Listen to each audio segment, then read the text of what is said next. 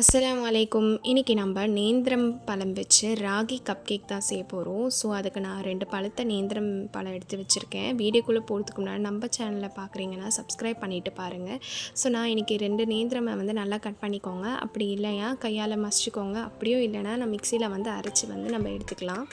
So நான் கையால் மசிச்சு பார்த்தேன், நம்மளால் முடியல. ஸோ நான் மிக்சி ஜாருக்கு ட்ரான்ஸ்ஃபர் பண்ணிடுறேன். ராகி போட்டுக்கலாம். நான் 1 கப் ஆஃப் ராகி எடுத்திருக்கேன். இங்கே வெல்லம் எடுத்திருக்கேன். வெல்லம் நான் கரைச்சிக்கிறேன். இப்போ கொஞ்சம் வெனிலா எக்ஸ்ட்ரா, கொஞ்சம் பேக்கிங் சோடா, பேக்கிங் பவுடர், 2 பட்டை அண்ட் கொஞ்சம் ஏலக்காய், கொஞ்சம் பட்டரை நான் மெல்ட் பண்ணி எடுத்திருக்கேன்.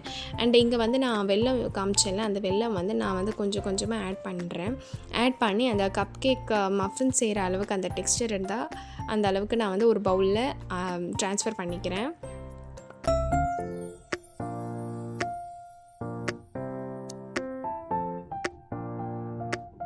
நம்மளுக்கு பிடிச்ச ட்ரை ஃப்ரூட்ஸ் போட்டுக்கலாம். அப்படி இல்லைனா கூட சாக்லேட் சிப்ஸ் இருக்கும் இல்லையா, அதுவும் போட்டுக்கலாம். நான் இன்றைக்கி சாக்லேட் அந்த க்ரம்ஸ் மாதிரி இருக்கும்ல, அதை நான் ஆட் பண்ணியிருக்கேன்.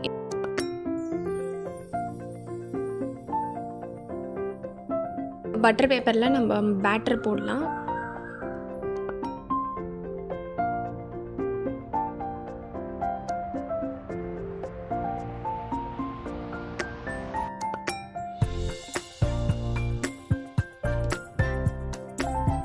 இப்போ நம்மளுக்கு பிடிச்ச மாதிரி சாக்லேட் ஸ்ப்ரிங்கிள்ஸ் இல்லைனா அந்த ரெயின்போ கலர் ஸ்ப்ரிங்கிள்ஸ் அந்த மாதிரி போட்டுக்கலாம் மேலே. ஸோ ஆல்ரெடி நான் 180 டிகிரிக்கு 10 மினிட்ஸ் பேக் பண்ணி வச்சுருக்கேன். இப்போது நான் ஒரு மறுபடியும் ஒரு 8 மினிட்ஸ் நான் பேக் பண்ணி வச்சிடலாம். ஸோ 8 மினிட்ஸ்க்கு பேக் பண்ணிட்டுக்கப்புறம் நம்ம கப் கேக் எப்படி இருக்குன்னு பார்க்கலாம்.